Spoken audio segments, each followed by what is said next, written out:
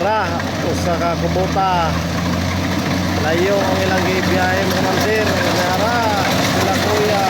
Mga ma'am sir, ipang hagbong na ang mga dala nila kuya. Ipang karga pada sa loyo.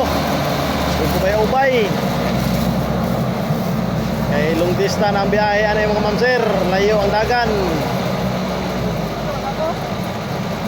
Una nga pang hiktan dito sa loyo mga ma'am sir ang sinako.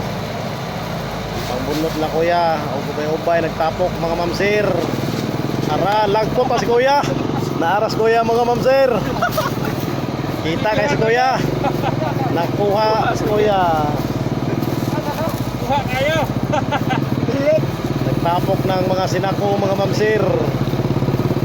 Huwag layo kayo din ilang giharbisan mga ma'am sir. Langkoy kayo dito sa unahan. Ara, sila kuya. Kaisara ni kuya mga ma'am sir. Og gikarga ning motor mga ma'am sir. Og okay pa si kuya.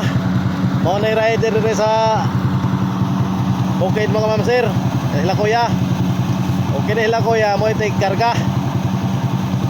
Ara, tarunga kuya. Paingon man sa liog ya, wala man sa ulo. Ihara si kuya mga ma'am sir. Og bularga na ni karon. Insinyas pa si kuya mga ma'am sir nga birahon.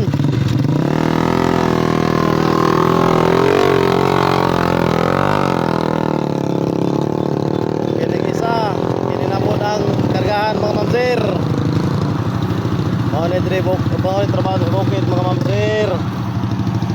Og ubay-ubay gyud ang sako mga ma'am sir nga pagawas nila kuya. Walog kuya.